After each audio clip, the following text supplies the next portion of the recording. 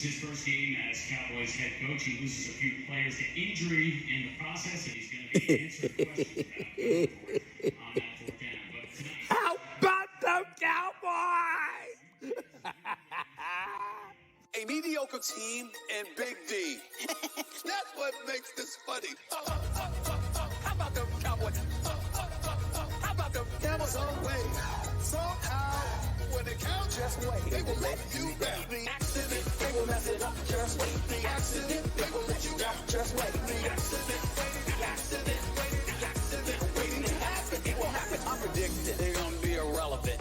I'm predicting an absolute embarrassment for the last decade and a half. They make me laugh. All the talent that they have is unbelievable, man.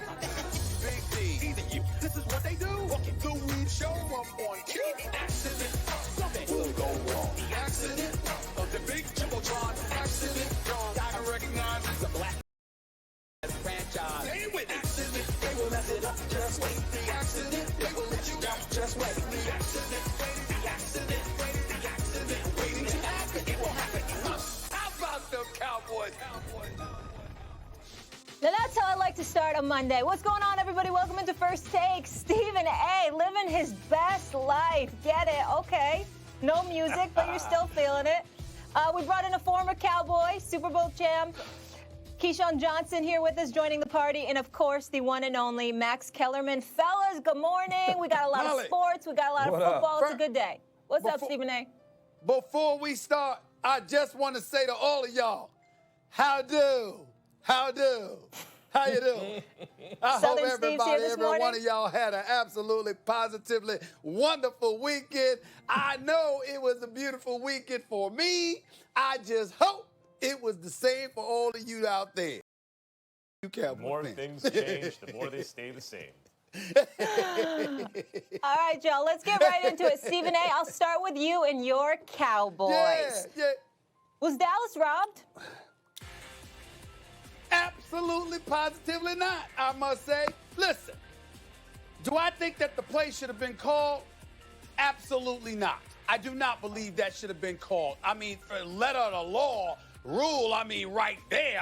Clearly, Michael Gallup had his arm extended, and according to NFL officials, that is a call you should make all day, every day. No argument there. But in the end, when you look at how pedestrian the Dallas Cowboys offense was, what is there to say? 3 points in the second half? You got Michael Gallup. You got the $100 million receiver in Amari Cooper. I know Blake Jarwin got hurt and all of that other stuff, but the bottom line is this. When you look, etc., there is absolutely positively no excuse why you were limited to 3 points. You're Mike McCarthy. You should have kicked that field goal to tie the game earlier instead of going for it on 4th and 1 and throwing a 2-yard pass. Ultimately, that ultimately got stopped. You just got 2 yards, for crying out loud. That wasn't going to get it done. Kick the field goal, tie the damn score, and put yourself in a position to win the damn game down the line. You should have done that. You got away with an interference when Jared Goff got knocked upside his head by Aldon Smith, who, by the way, balled.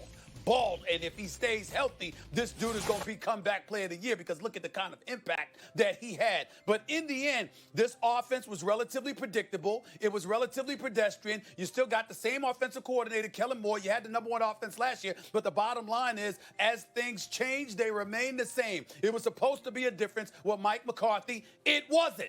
It was the same old, same old. And then he goes for the numbers game and let analytics rule the day. That's his fault. I understand the one play shouldn't have been called, but letter of the law, offensive pass interference, bottom line, and in the end, that wasn't what lost the game for them. What lost the game for the Dallas Cowboys was the fact that they were too damn predictable, they were too damn conservative, and Mike McCarthy, to me, this is a bad day, because that's why you lost the job as the head coach in Green Bay, because you were considered a bit archaic and relatively conventional with an elite quarterback like Aaron Rodgers at your disposal. So if you were accused of being those things back then in Green Bay with Aaron Rodgers as your quarterback, now that you have Dak Prescott, we shouldn't have expected you to be any different. You weren't, and as a result, that's why you lost this football game. Plain and simple to me.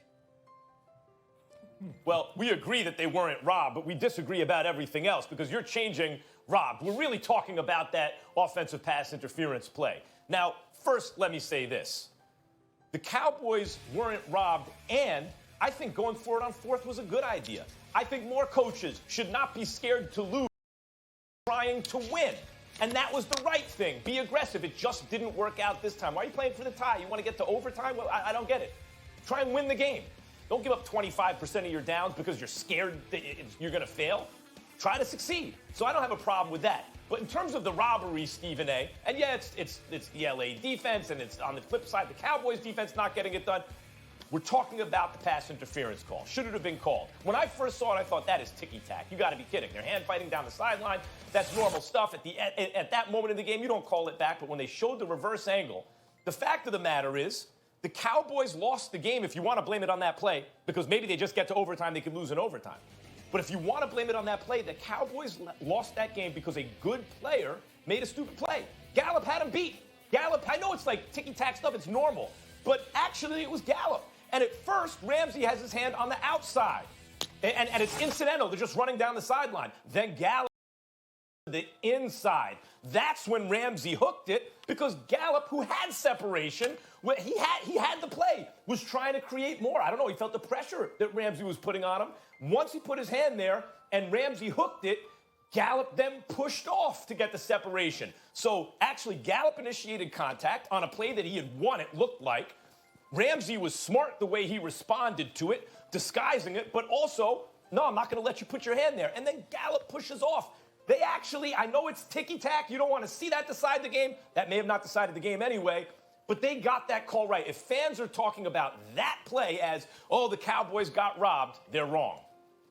Well, there's two plays that you're talking about, right? You're talking about the 4th and 3, the CeeDee Lamb play, but you're also talking about the Michael Gallup play. You basically, if you want to sum it up, they lost the game with two young guys in football. Here's what I'm explaining to you. When you look at the Michael Gallup situation, he's a young really understand you don't push off, you do not extend your arms. Had he placed that right arm on the hip of Jalen Ramsey and used it from that standpoint, then you would have never seen the push off. But when you go high to the shoulder pad and you extend the arm, you're going to get that call 100% of the time from a defensive standpoint. Now let's move to the CeeDee Lamb situation. You look at a shallow cross to CeeDee Lamb,